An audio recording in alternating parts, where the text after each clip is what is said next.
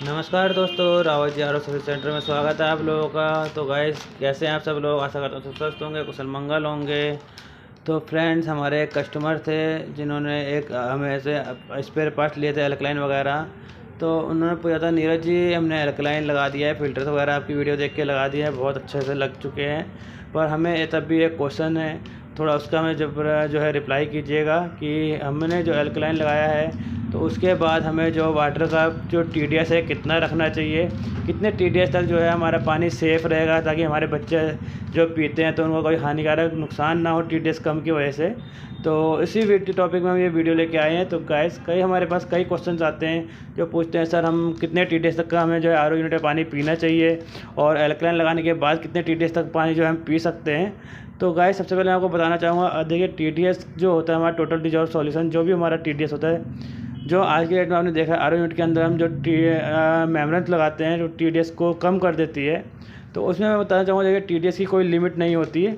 TDS main सबसे पहले जो डिपेंड करता है वो आपके टेस्ट के ऊपर करता है कि आपको कितने टेस्ट तक का जो है TDS का पानी सूट करता है। क्योंकि हमारे कई कस्टमर्स होते हैं जो हमसे 100 TDS के या 125 TDS तक का जो है पानी हमसे लेते हैं कि सर हमारे RO यूनिट का जो TDS है 100 या 125 तक कंट्रोल कर दीजिए, तो हमारे लिए वो बेस्ट है। और कई हमारे ऐसे भी जो हमारे व्यूअर्स हैं, हमारे ऐसे टेक्नीशियन, हमारे ऐसे कस्टमर है जो बोलते हैं, सर नहीं, हमें 100-150 का जो TDS है पानी का लो हो जाता है काफ़ी, तो हमें 200 TDS तक दे दीजिए।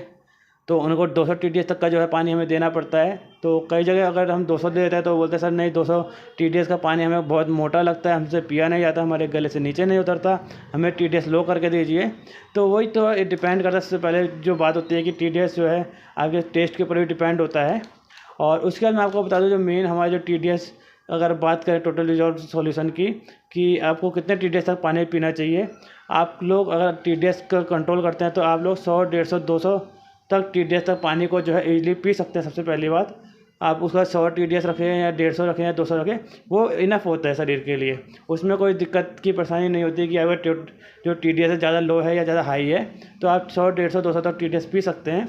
पर बात आ जाती है उसके बाद एल्कलाइन लगने के बाद कि आपको कितना TDS तक पानी जो है RO यूनिट में लेना चाहिए।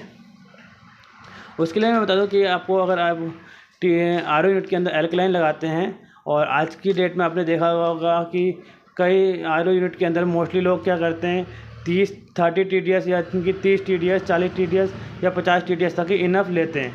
क्योंकि उनको क्या है, टेस्ट लग चुका होता है, पानी जो है उनको थोड़ा पतला ही चाहिए होता है, थोड़ा पानी मोटा होता है उनको टेस्ट आना बंद हो जाता है। तो उनको 30, 40, 50 TDS तक का ही पानी जो है सूट करता है। तो उनको हम लोग 30, 40 TDS तक भी उनको पानी देते हैं, प्रोवाइड कराते हैं। क्योंकि मोस्टली RO यूनिट के अंदर आपके आज की डेट में देखा होगा कि 25-30 TDS तक का ही पानी रहता है। वो इसलिए रहता है कि उस पर अगर आप 25-30 TDS पानी लेते हैं तो उस पर आपके RO यूनिट के अंदर एल्कलाइन इनबिल्ट होना कंपलसरी है। इस चीज़ का ध्यान रखिएगा, क्योंकि अगर आप लोग बिना एल्कलाइन के 25-30 TDS लेते हैं पानी, तो वो आपके शरीर के लिए काफ़ी हानिकारक रहता है। क्योंकि उसके जितने भी बेस्ट बैक्टीरियाज वगैरह, जितने भी बेस्ट उसके पोषण होते हैं, सबके सब उसमें मर चुके होते हैं, अगर आप लोग बिना एल्कलाइन के जो है पानी को TDS को 25 से 30 अगर लेते हैं तो। पर यहीं पे अगर आप बात करते हैं हम एल्कलाइन की, अगर एल्कलाइन उसमें लग जाता है तो आप उसमें जो है TDS को 25-30 तक भी ले सकते हैं, 25-30 TDS तक, या 35, 40, 50 TDS तक भी आप इस पानी को यूज़ कर सकते हैं। क्योंकि जो मेन जो एल्कलाइन की जो टेक्नोलॉजी आई है, वो कि उसका जो मेन पर्पस था वो इसी वजह से आया है एल्कलाइन का टेक्नोलॉजी, कि अगर कई लोग जो पतला TDS का पानी पीते हैं, 25-30 TDS तक का पानी पीते हैं, तो उनके शरीर में भी कोई हानिकारक तत्व ना जाएं, जो पानी के हमारे बैक्टीरियाज हैं वो मर जाते हैं, वो हमारे एल्कलाइन के बाद उसमें दोबारा से मिनरल्स जो हमारे होते हैं वो ऐड हो जाते हैं। क्योंकि जितने भी हमारे मिनरल्स हमारे पतले TDS को लो करने की वजह से मरे होते हैं, ये एल्कलाइन क्या होता है, उनका TDS भी थोड़ा बढ़ा देता है। पर ये कंपलसरी नहीं होता कि कितना TDS से बढ़ाता है, तो थोड़ा TDS ये उसके बाद जो है बढ़ा देता है। प्लस इसमें जितने भी मिनरल्स हमारे मरे होते हैं पानी के लो करने की वजह से, वो सारे के सारे जो मिनरल्स, जो बेस्ट मिनरल्स होते हैं, तो वो हमारा एल्कलाइन जो है उसमें दोबारा ऐड कर देता है।